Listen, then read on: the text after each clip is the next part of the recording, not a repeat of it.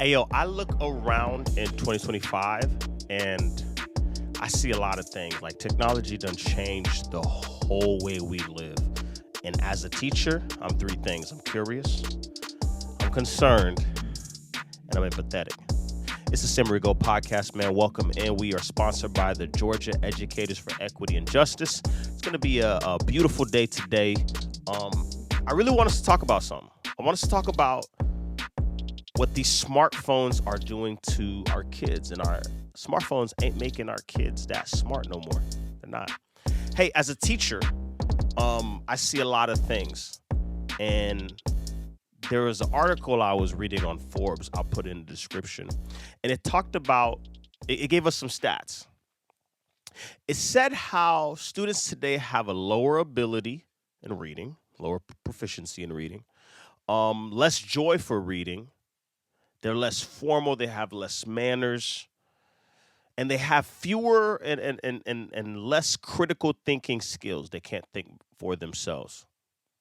They're also more antisocial. That's on the rise, and they also have higher diagnoses of anxiety. Right. So I want to know, as I'm about to be a father, what is the best thing to do when it comes to technology and my kid? So as you guys know, I have a baby girl on the way. We're about 3 months away. 3 months away? Yeah, 3 months away. And I can't wait, man. I have been risking my life out here, meeting up with people all over the place on Facebook Marketplace, buying these things because we're trying to save $1 over here. And And when it comes to this idea of smartphones, iPads, computers, all kind of technology for kids, man, I'm torn because as a teacher, I see everything. I'm curious to know because we all can see how much we've benefited from this, right? I'm not one of those old people talking about get off my lawn or any of that other stuff. Like I use technology more than everybody. I use ChatGPT, I use AI, I use smartphones, I use camera, I use it all. I use it all, honestly. But I think I'm responsible with it, right? And it makes my life better. It doesn't just make my life. And I think the thing that these kids are struggling with, like we're getting to a scary space where technology is not allowing kids to think, right? We give kids the answers right away, or they quickly just do a Google search without even thinking about it, right? And yes, you can get to the answer quicker, but there's something about the struggle of trying something and learning it, right? The process. It's not just perfection. A lot of times we're forgetting about the process. And that's what education is, right? So as we have kids today and the kids are coming into today's world, we know that we ourselves revolve around it. But I'm going to ask you as a parent, how much screen time are you allowing for your kids, right? And what age do you introduce that to? Studies show that you putting that iPad in front of that kid, they're not going to learn that way as a little kid, as a baby, right? Our first way to learn is through language, oral language, right? So I ask all parents all the time. I'm asking you right now, what is enough screen time? How much screen time do you allow in a week? How much do you allow per day? And what are the benefits, the ups and downs? What do you see? What are the side effects of it? See, I'm curious as a new parent because I want to know what do I do? What do I do? How do I get the best out of my child? See, I teach older kids where I want to introduce them to PowerPoints and to slides and to music editing softwares and photo editing softwares and all these cool games. They're older though, so I'm cool with that. But you guys with babies, infants, how much of that do you do? How much of that do you do? Because what we're seeing is the more you do that, the earlier you do that, there's going to be some signs of being antisocial, awkwardness, right? Kids don't make friends the same way because they're so used to being on screens. We're going to see what's going to happen. So I'm curious. I'm also concerned because when you think about it, screens, smartphones, iPads, gaming devices, I forgot about that one, gaming devices, all these are designed to give us constant stimulation, right? You go on a bus or train, an Uber. Folks aren't talking no more. Folks are looking at their phones, right? You go to parties, right? You guys have this new generation. You guys got it all messed up, man. I'm not gonna lie, because back in my day, you went to a party, you were gonna dance, you were gonna do your thing. You'd leave the whole dance floor sweating. Everybody was dancing. Whatever dance move you had, you brought it. And now I DJ, and I'll DJ homecomings, I'll DJ proms, and I'll see kids on their phone taking pictures, taking a video of the event, and it's not really that lit, but they just doing it, right? I don't club no more, but when I did, boy, we was in there dancing, or basement house parties. Folks were dancing, having a good time. Now the kids, they stay on them phones. They're antisocial because you gave that phone to them when they were a baby. And it just kept going. But these things are constant stimulation. You're never alone. It's always with you. It's instant gratification, right? A scroll. Oh, my notification. I'm playing a game, the new game level, the next game level. And then it's like a dopamine. It hits. But reading a book, having a conversation, those things take time. They take effort, right? You can't just fast pace that, right? It takes you a while to read a book. But there's nothing like a good book that you got to keep coming into. A good novel. There's nothing like it. This past year with my students, we read the book The Wild Robot. We read The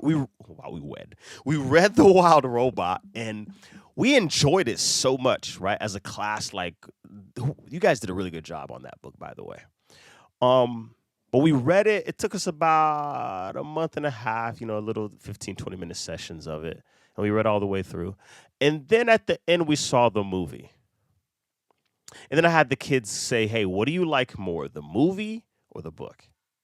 And every single one of them liked the book more, right? And that's because when I'm reading it, I'm energetic. I'm doing voices.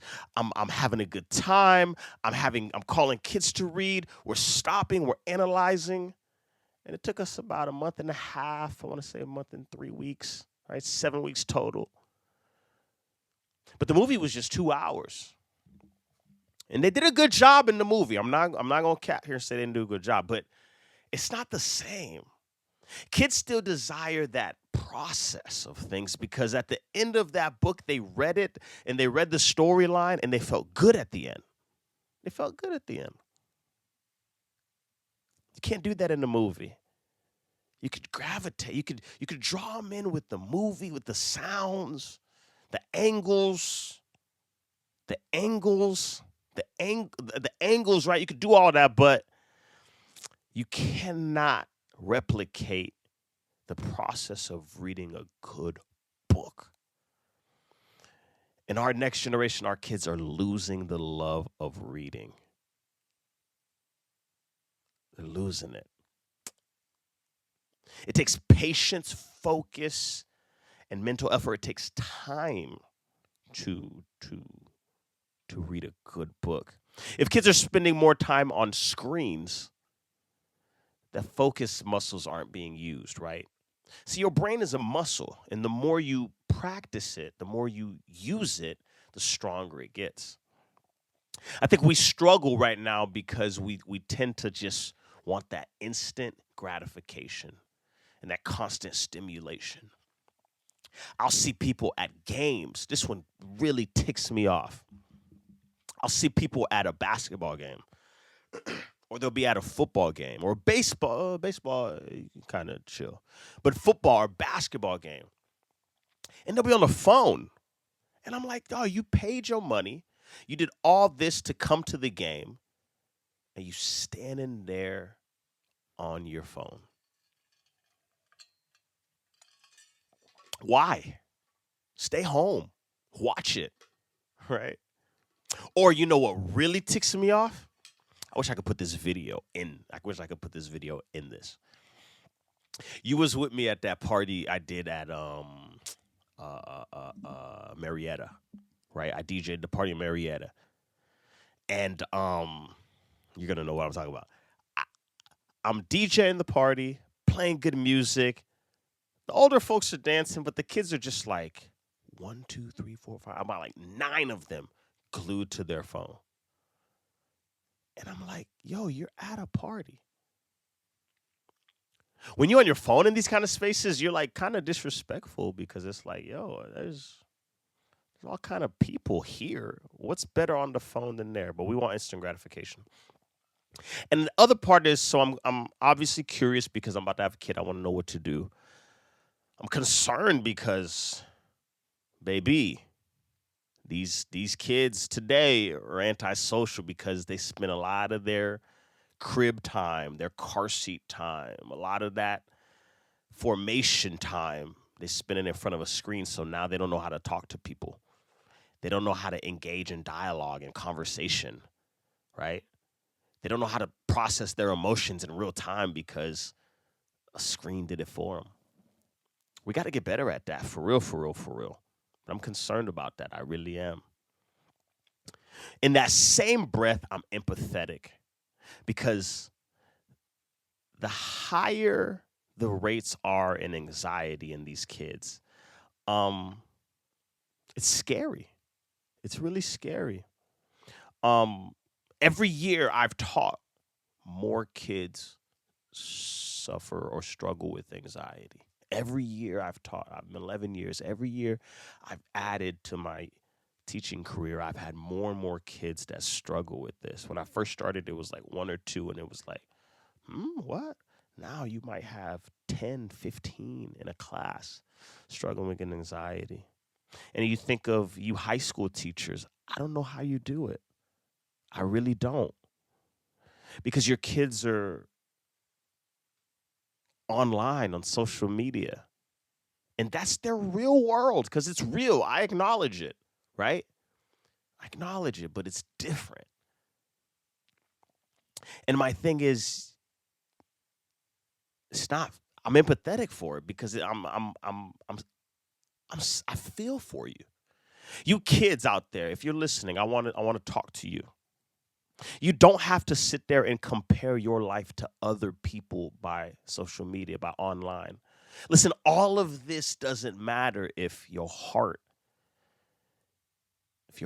is not clean and pure and innocent and hopeful, because you have a lot of potential. And the number one way to cancel, right, your potential is to look at other people's life and compare them. Oh, my hair doesn't look like this person. My body doesn't look like this person. I'm not as smart as this person. I don't have as much money as this person. All that is vanity, and it doesn't matter because most people online are lying to you. But if you're a kid watching this right now, I want you to know that you are created in the image of God and you have a specific skill that nobody else has. You have traits that nobody else has. Nobody else has that trait.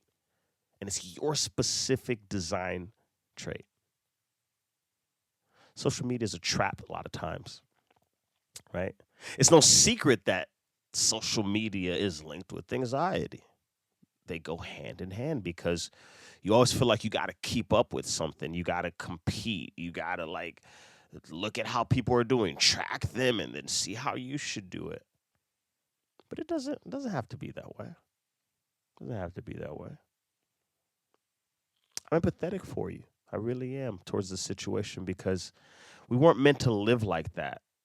We weren't meant to live scrolling and competing and comparing and contrasting our lives to each other. We were really made to live for our own identity. And I feel this conversation going a whole nother way. I feel like I'm like at church right now talking, but if you hear this, right? If there's something inside of you that hears me talking to you, and your identity is wavering because you don't know who you are. Today you're gothic, tomorrow you're a preppy, the next day you're an athlete, the next day you're artistic, the next day you're a musician, the next day you're antisocial. I'm here to tell you that you have something that nobody else has. You don't have to buy into the pressure of fitting in. And I think that's the struggle we've made with this whole smartphone thing. We have smartphones, but we don't have smart kids. We have smartphones, and we dang sure don't got smart people. We don't. How do we change that? How do we change that? That's my question for you. That's my question for you. Listen, man, this is a Sammy Rigo podcast. It's an honor and a blessing to be with you today. Make sure you like and subscribe. Turn your notification bell on. We climbing up. We got sponsors coming. It feels good. Let's turn this thing up, man. Smartphones don't make smart people. Y'all give me some advice in the comments. Let me know. What do I do? How do I navigate this space? I don't want my kid antisocial. I don't want my kid struggling with anxiety. I want my kid to thrive and be their own individual self. Thank y'all.